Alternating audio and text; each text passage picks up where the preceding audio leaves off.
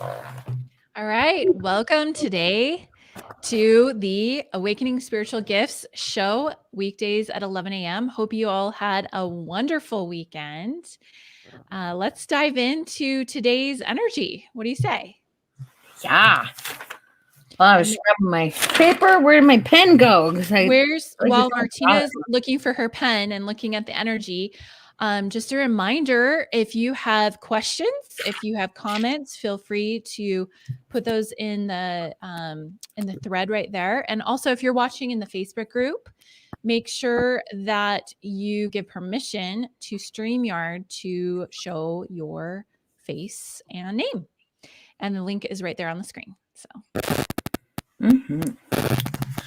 Also, I feel like I just want to even just mention like how fun it was to have that webinar on Friday. It was so much fun. And those of you who are watching our show and that joined us on the webinar, I just want to thank you for being there. It was truly fantastic. And, we do have a replay available. So even if you're like, dang, I wanted to get it on Friday, let us know. Yep. Chris is so good. Like you can still access it and you can just watch the replay. But we were getting some really great feedback. Like some people were like, wow, I almost feel like I want to watch it twice because there was so much amazingness in there. And then just it's fun to see people resonating with it and identifying some of their different spiritual senses. And it was really good. So I just want to thank you guys and let you know that that's still there if you missed it and you had a desire to watch it earlier. Okay, let's look at the energy. Okay, so I'm seeing like, I don't know exactly what this means yet. So I'm just discerning here. It's got, so what I'm seeing today is there's like almost there's rolling hills of these specific energy frequencies. And it's just kind of rolling in. It's got, oh, this is kind of fun, but it's got almost like an action-oriented vibration to it. So it feels very much like, okay, yeah, we've gotten some of these things that we know we're supposed to do, and now let's do it. And it's just this rolling hill of energy. Like, let's get some of it done. But it's not in a really rigid form. So it still has almost like almost a divine feminine being energy, but mixed with the doing. So that's a really cool balance and flow there. I'm seeing and this is also fun from seeing the trend from the following week and stuff of the energy. It has some of the pinks and the almost maroons and some like that opalescent type coloring there, which is also still a little bit more of a humanity focused, helping others. Let's just go through and help and get better. Improve things. And then let me look if there's just something behind it, and it is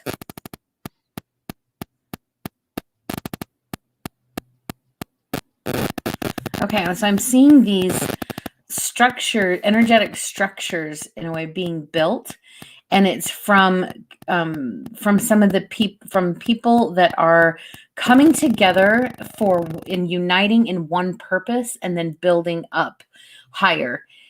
This would be a great time if you are wanting to link arms or build something in the self-help industry. Even just maybe it's not even like self-help emotionally but it could even be physically, like what can you do? And it's just that community and linking arms and lifting up. And I can see that would be like it would be easier to lift up through that at this moment. Also too, with some of the watery type energy I'm seeing, it's really beautiful about like allowing some things to wash away. I feel like we've been doing a lot of uprooting, kind of these, even last month, there were so many themes of truth and alignment and all these things. And today it looks very much like watery, like let's wash some of those difficulties away, or even the emotions, some of the difficult emotions. Not that they're going to go anywhere, but it's that you can integrate it, and the pain or the rawness of some of what you're experiencing can now just be washed away, put to use. And then again, just echoing, this has kind of been a theme lately, but definitely that community and binding with others would be super important at this time. So very cool. All right. Well, we had a couple of questions come in from people, a couple from last on Friday that we didn't get to, and then one through email. So let's dive into that. Let's go with Elaine's question first. So she's tuning in later. She's at work right now. She wrote in through email and her message was a lot longer, but this is the gist. I couldn't fit it all on the screen. So it's a really good question. Like, how do you balance knowing what's the highest good for your life and then second guessing that and then still wondering if it's in alignment with God's plan? And she gave a couple of examples. So like she's been wanting to move for years and years. Her children would like to live closer to their families and she would love that too. Also, her home's on a busy street and she envisions a home on a quiet street with a small yard that she can maintain. And nothing ever falls into place with this desire. So then she wonders if God has a reason that she should be in this town or this house, someone she's supposed to meet or help. So yeah, I mean, it's a really, really good question. Mm-hmm. Okay. Yeah, there's a lot of different elements to this. The first thing that kind of popped in as I was hearing that was to just as a reminder that we're co-creators with God.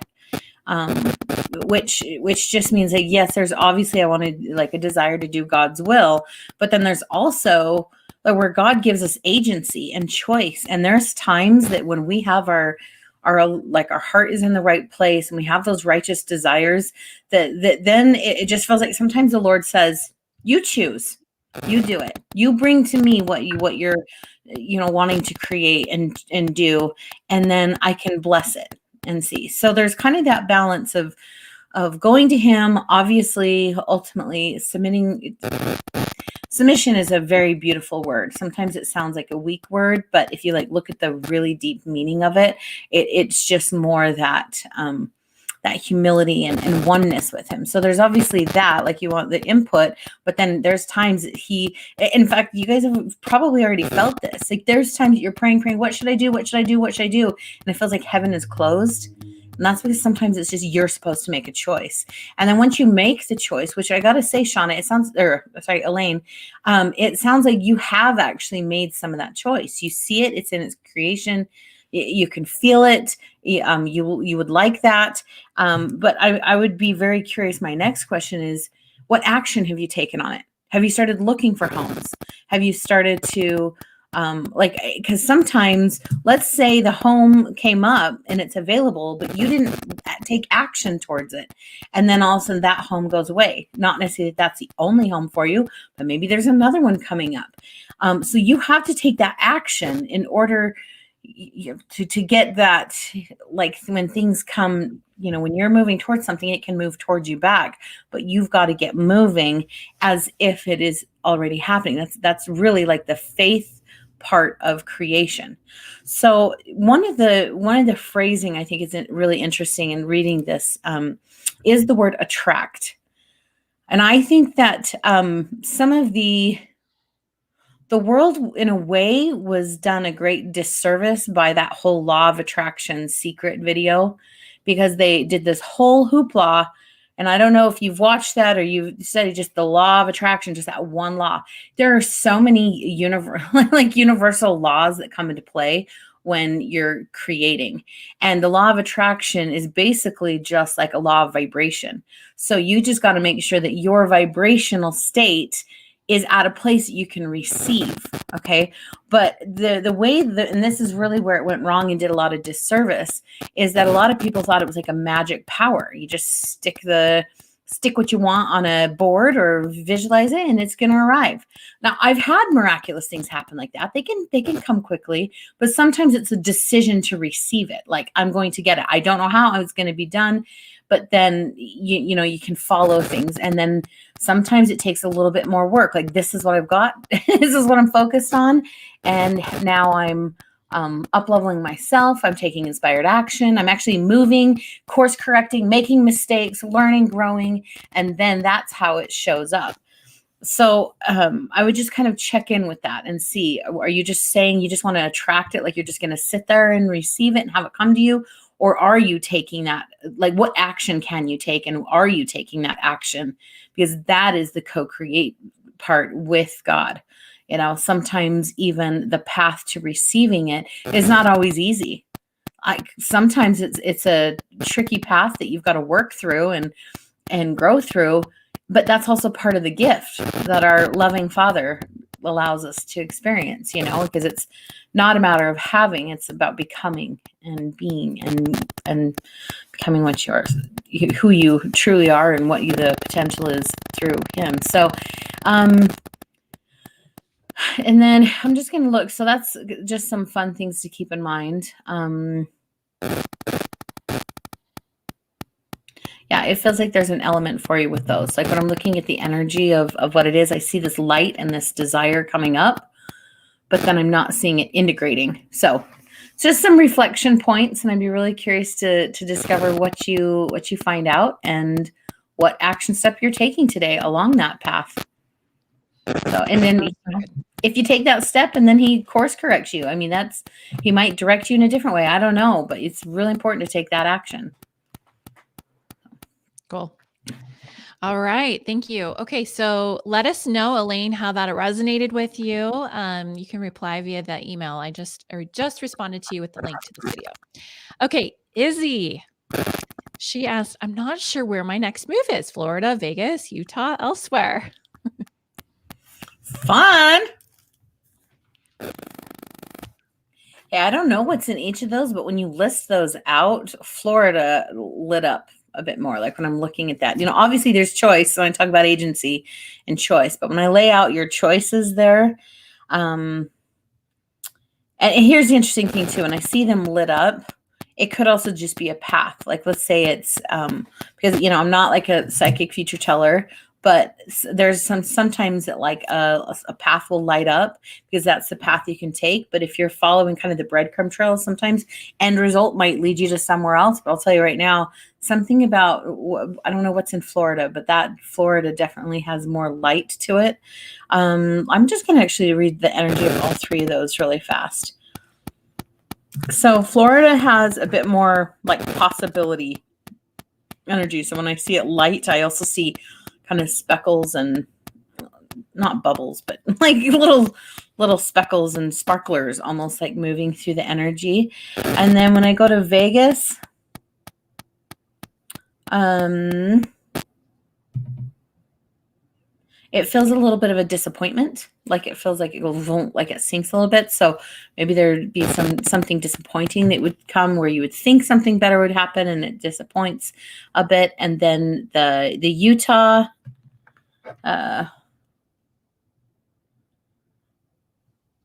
Utah still has some good energies in it, but it just like kind of looks like rolling light, rolling bubbles, kind of like a yeah, kind of similar to what you've been receiving. Like it can be some good things and everything.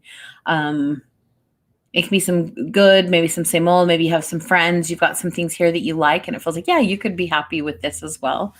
But I'd be really curious what that Florida thing is. So keep us posted on that. That's really fun. Definitely let us know. Okay, next up is Jennifer. She asked if she could have some information to focus on for her specific gifts and purpose and how they work or how to process and organize the chaos. Love that. That's always my favorite thing to look at. Gifts and purpose. How they work or how to process and organize the chaos. So you're experiencing some chaos as you're discovering and trying to figure that out. Is that what, am I reading that correctly? Okay, so let's like, it's interesting because as I'm tapping into it, Jennifer, the first thing I'm getting is like this, I almost want to rub my eyes. Like I can definitely see there's just a bit of confusion and it almost feels like it swirls, it kind of swirls and loops around. And then it makes me want to sleep. It's like, oh, I just want to sleep now. Like that felt super duper exhausting. Um, so I'm going to see what is creating that confusion for you.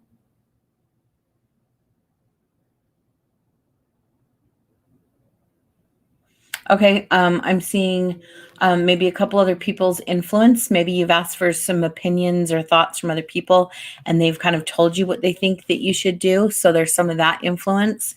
Also, I'm getting a little bit of like overthinking energy in there, where the overthinking is kind of like, well, what about this? What about this? What about this? But because it's overthinking, it's now stuck in a loop instead of having kind of open thoughts and being able to see clearly. The other thing too is there's some beliefs in there that it feels like it has to be exhausting, like it's hard work. I even gather that maybe you've seen people that look like they're pursuing what their gifts and purpose are, and like you see it happening, but then you're like, oh my goodness, to get to that point would just feel so exhausting. Like that's another exhausting point. Or and then another element to that is that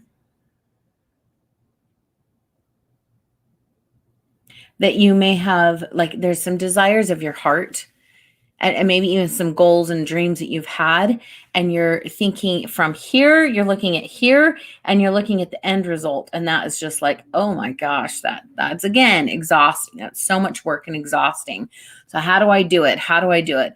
And I would just say to lift off of that end result, focus more on the present moment and the being in the now. I love that you're wanting to go down there, but it's kind of like sometimes we got to let go of the reins and letting go of the how. Like that is true. That is something that God does all the time, right? It's like, let me just give you a desire in your heart, and then you let go of the how. And then perhaps it's taking that action step, because you do have to take action. But instead of trying to map out from A to Z, that's not how it works. It's actually, you just go to point B. Then when you're in point B, then you go to point C. Maybe you get a glimpse of D, but you're not going to see down to Z when you're on D. Like you've got to just kind of like take it that one step on the one step. And that is how you can be led and directed to truly fulfill like the end purpose. Because like, quite honestly, like when I look back at my path and process,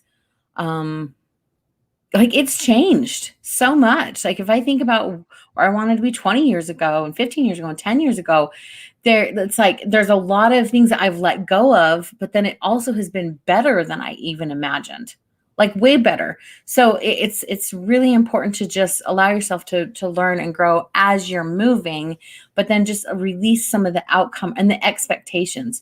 You'll hear me talk about sometimes expectations are like when you have something locked in your head or your mind, your thoughts and your images there about this is how it should look like any of those shoulds, like this is how it should look like, this is how it should be, this is how I should be, like any of those shoulds and expectations are going to lock you and confine you too much, so that you won't actually be able to be fluid enough to actually get there. So one thing, like Christy and I really experienced this, especially with quantum creation, sometimes it feels like you're looping around, and it's like, oh, I'm going along, and then all of a sudden, oh, I got to revisit something. Oh, there was something I actually created or did something in the past, and now I'm going to pick up that piece, and it slingshots me forward, and it helps me to go faster and faster. But it's almost that feeling of I have everything that I require right now in order to succeed and take action.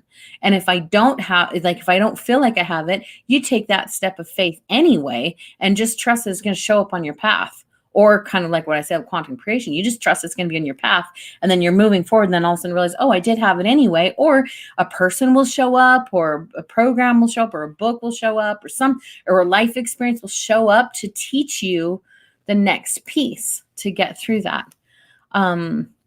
So I love that. And oh my goodness. Yeah. I'm so glad you were on the call on Friday, because that is what we're focusing on in the intuition gym. I mean, we focus on a lot of things, but like truly it's to, see, like the webinar on Friday was all about your spiritual senses. How do I pick up information and how does it work through me? And that's so key because you've got to hear that voice in order to be directed. And then the purpose can give you can find lots of different clues to your purpose. And so I'm really glad that you're there, and like the intuition gym can totally like, this is what we're going. We're going to map out some of the purpose things so you can have more clarity on where you're going and everything. So good. Thanks for putting that up there. I'm so glad you were there. It was awesome. Yeah, that's awesome. Okay, we have another person that was tuning in, and I think she's going to go in the comments and add her question there. If anyone has comments, questions, go ahead over to the Intuition Gym's Facebook page and type them in there. And we're only going to be going live in our group on special occasions. So from now on, starting tomorrow, we're only going to be going live for our show on the Facebook page. So you'll want to make sure you like our Facebook page and click to be notified for our next broadcast. So here's Melanie right here. I was just chatting with her in Messenger. She says, what suggestions, tools, insights, resources do you have for improving her relationship with her spouse? Oh, girl, we could probably talk 3 days about that topic. Right? That has been one of my life journeys, and it's been amazing to go through. But yes, so I'm gonna just take just a second, and I'm gonna look at some of the tools, insights, suggestion, resources that I've experienced. But let me look to see which one comes up that would be most valuable for you. So just a moment.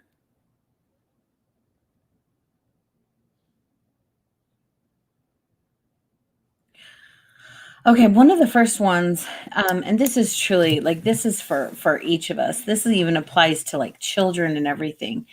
But there's something about, like I had just spoken about, expectations. We have a lot of subconscious expectations on our spouses that we don't even know that they're there. But it's like when we expect them to behave a certain way or make certain choices or treat us a certain way. Like, I mean, that's kind of a funny thing. Like, yeah, you expect them to treat me a certain way, but it's the expectation of it that can go awry, because those expectations, when they exude from you, whether thoughts, minds, or energy or emotions, then it creates almost this like little barrier around them. And just by nature of having a barrier, whether it be an energetic or a projection on another person, human beings, like, we're designed for freedom. So if we feel any expectations in that confinement energy, there's parts of us somewhere in our subconscious that are going to push back. So, and so then you've got, a spouse, all of a sudden you're just like, oh, I just want them to behave or do a certain thing for me, blah, blah. And then all of a sudden they're not. And then it hurts you. And it's taking some of your ability to be happy, peaceful, joyful, all of those things, and putting them into their hands. And while, yes, you want to be able to serve each other and help each other, but if you have that expectation, then it gives you take away your ability to create it yourself. So that's one of the first things I would say, is just to release them of that. Now, if there's any kind of mistreatment or, abuse, I'm not saying anything like that. If there's something that's like toxic behavior, you can still say, hey, that's not acceptable for me. And you can remove yourself from the situation and stuff like that. That's not really what I'm talking about. But it's like the expectations, like even down to, well, I expect them to remember my anniversary. And if they don't, well, no, now I'm going to be sad. Or I expect them to, and I gotta say, like, this is a tricky one too, with I'm gonna say navigating like some challenging things, like let's say like pornography or some of those kinds of things. Like if one spouse is like, oh well, that really just doesn't, and then the other one is experiencing that and choosing it, like, how do you release an expectation of that, right? So that could be kind of challenging, but it's more about just trusting the other person to evolve on their own. And they've got to choose and they've got to evolve on their own. So that's working 100% on yourself, and then releasing the other person to work on themselves. And their path might be look totally different than yours. It might go down different paths. It might go a little more jagged. And it's just like, but it comes down to like, sometimes it's this moment of choice. Like, I choose you and I trust you. And I believe that you ultimately, it's like looking at the intentions of their heart. I ultimately trust the intentions of your heart are good. And I know you're going to navigate however your road and path looks, but I trust that you're going to be able to do it. And then for you and for all of us, the only person we can truly work on is ourselves. So we just keep working and healing and growing ourselves.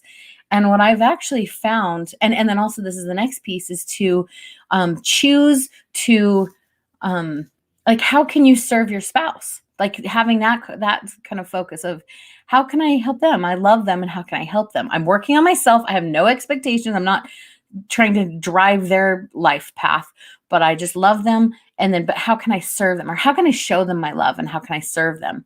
I'm going to say, like, it has taken me a very long time, but I am seeing some serious, like, miraculous fruits of this concept in my marriage. It's like, I feel like there's things that, I used to just beg for and plead for and pray for, and it would be so hard when things weren't working right. But because of that dynamic, all of a sudden, I don't need it anymore. I don't need it anymore, but I am having results like I've always wanted. It's like, oh my gosh, this is what I've always wanted. And the path that I got and the path that we went to get there was by not needing it anymore. It's like the weirdest thing, and just serving them.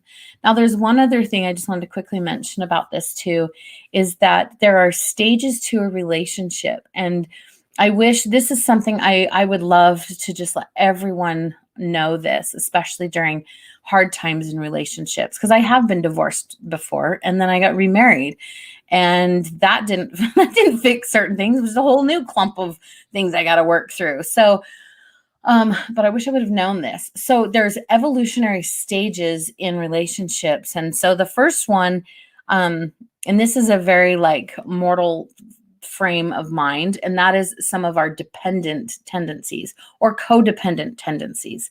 Like I was saying, expectations, or having that, like, I need someone's approval, or I need them to do things for me. That's kind of that realm. And then, so that's codependent or dependent. And I just even picture a person kind of walking and dragging the other person, like you're expecting, and it's like kind of this entangled mess. Now, the next phase is interdependent, where you guys are two totally healthy individuals, healthy, whole, you're on your own path, like, like, I'm just going to trust in your healing. And then the third level is, or no, I'm sorry, that's independent. I meant to say independent. Like, that's independent, where you're like on your own, you're not needy of the other person. Then the third level is interdependent. And this is where you come together more and be like, you know what? I don't need you, but I choose you. Okay. Do you see the difference there? And when you're at that place, that's the highest level of co-creation, and this honoring in your relationship that is completely liberating. Now, the thing that I would love to especially let people know is that as you travel through these dependent, independent, interdependent, there can be some chaos and some stress there. And like what we call like our ascension cycle is that there's birth and growth and decay and death within there. And so as you travel up through these, there's going to be moments of that feels like, oh my gosh, is this a death point? Are we going to have to not be together? But really, it's a moment of rebirth. So yes, some things have to die. That doesn't mean divorce. Like, I mean, some people it does, but it doesn't have to. But some people confuse that phase with divorce being the only option. And really, it's just this, okay, this isn't working. This isn't working. What's not working? Let's identify those, and let's let those things go, die, if you will. We're going to let those things go, and we're going to choose new up-leveling ways of being in the marriage, and to learn and grow. And then you go along, and then there might be another death rebirth cycle. Like, I truly think relationships, just like everything else in our life, has to travel through those cycles and that up leveling in order to just be, it's a purification process. It like purifies and helps you to raise higher and higher and higher. So that's kind of those are the biggest insights that came up that I think, like, those are so powerful for me, and I think for everyone, really. So anyway, let me know. I hope that helps. Yeah, thank you so much for your question, Melanie, because this really helped a lot of other people too. So definitely let us know how that resonated too in the comments. And anyone else, if you're resonating with that, let us know. Okay, next up is Natalie. She says her husband has had a lot of pain. Anything I can do to help him?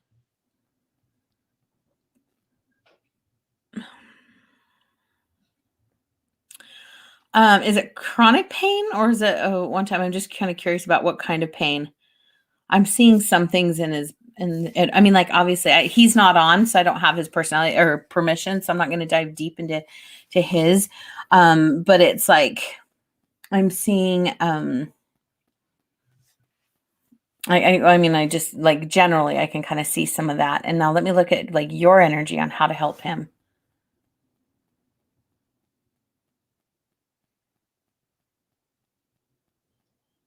Natalie says his back mostly, but kind of all over. Okay. Yeah, I'll explain. I saw it more in like this section. So all right. So for you to help him, it's interesting because I'm almost like hearing some I'm hearing like a conversation, and this could be even just physically, you could say some of these things, or energetically, you send this message to him, but it feels like there's some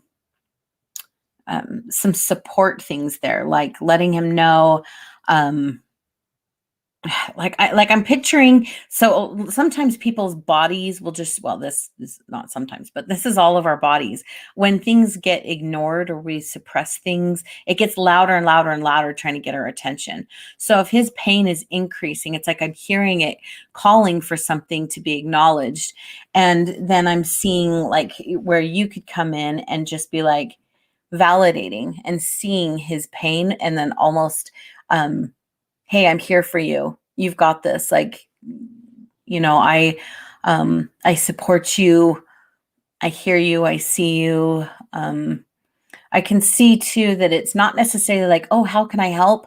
And like running around and doing like, let me do things for you. I actually see that you probably do things for him already. So it's not necessarily like the doing, but it's more of the emotional support, the feeling like, sending him messages of like, I support you the way you are, like letting him just be the person he is, and you just being like, yeah, I support you and I love you and I'm here for you, and whatever process and whatever things you got to go through, I'm here and I got your back.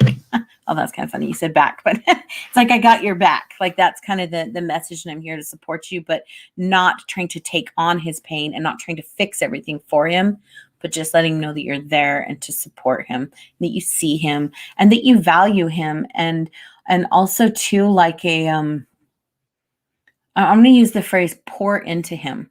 I see it's like you could pour into him about just a little bit extra encouragement. Like, it's one of those things that sometimes it's so easy for us to just get in our day-to-day stuff and almost send messages to our spouses that it's like, there's things you got to do better. You're not doing this enough. And you never say that per se, but it's just like, if like it slips out of our language, especially if we're beating ourselves up. I've totally done this so many times. Like if I'm driven and have like this perfectionist energy and I'm not feeling good enough and feeling enough, not enough, by accident, I exude that to other people. So when they're in my presence, they just feel like, I just like I'm never good enough for you. And I'm like, what? You totally are. I love you. Like, what? And why do you feel that? And it's because of just what I'm sending. So I would just, and then you might have to just send a little extra support just so they know that that's not the way you really feel. And so I'll let you kind of decide on some of those messages it could be sending his way, and what support and what things could help him. Yeah. Awesome. Yeah. That's good, Natalie. Thank you for that. Oh, good. Validation there. Good. Mm-hmm. Okay. Do we have time for one more? Yep. Okay. Last one for today. Angie, what energy do you see in my relationships with other people? Mainly the ability to make friends. I love this. We're all about relationships today. Don't you just Yeah. love our themes? Like, we don't even plan Where's that. Sandy? Where's the update of our telenovela? Sandy, comment too. Yeah. Her coworker who is a Oh, little yes. mutual attraction there. All right, let's see. Let's look at the energy with your relationships. So right off the bat, I'm seeing some maybe strands going back all the way to childhood about feeling invisible or not being seen or feeling a little bit of embarrassment, like kind of like wanting to hide. So, oops, dropped my notebook. But maybe there actually were some experiences in your life where you got embarrassed or you got humiliated. Somebody shamed you in public and you're like, oh, that was embarrassing, and you wanted to like, oh, I just want to hide. I don't want to be seen. Could also come from maybe a parent or some adult figures or people in your life that let's say if you didn't do something right, then you felt like you were going to get in trouble or something. Like that is another mode where we often make ourselves invisible, because it's like, well, if I'm invisible, then I don't get in trouble or I don't get criticized or whatever. So there's something about that with childhood. And then I see part of it is just some personality that maybe you feel like is like let's say maybe you've got some softer sides of your personality and you feel like, oh, I'm not super like outgoing, want to just go out and talk and make all these friends, and you're feeling like something's wrong with you or you need to do something better. And notice how I noticed, do you need to, like that whole phrasing kind of popped up.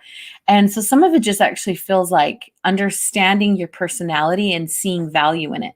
Like maybe you don't have to go do and be what maybe some other people are to make friends, but maybe you could just pull in and just love yourself to the point.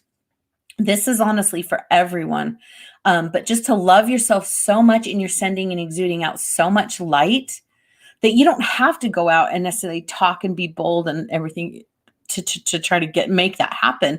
But just by essence of being more of who you already are will then bring and coupled with that, taking out any invisibility beliefs or whatever. But that then, like, you could just be walking down the hall and somebody might look and go, I'd like to really get to know that girl or that lady. I'd like to get to know them, or there's something there that I love, that I just really like about them. Right. And you didn't have to go and do and be any awkward or do anything really weird. It's just, you just are. The other thing too, that I can just see that as you continue to build up that confidence and love for yourself. It's kind of what I was talking about in one of the last little readings I just did about you creating some of your own happiness, or you don't have to look outward for approval, happiness, love, joy, whatever. Like you don't have to look outward for any of that. Like the more you create it yourself, then it just makes it so like you can feel confident because you already have all of those elements. And it'll open up your voice. You'll be able to feel more confident when you speak to someone instead of feeling all a little nervous and shy. It's just like, here I am, because I've filled myself so full. And then I'm reminded of that James Allen quote that men attract not which they want, but that which they are. So what can you do to be a good friend? How can you be a good friend to yourself even? It's like those types of things. And then was there one other thing I forgot?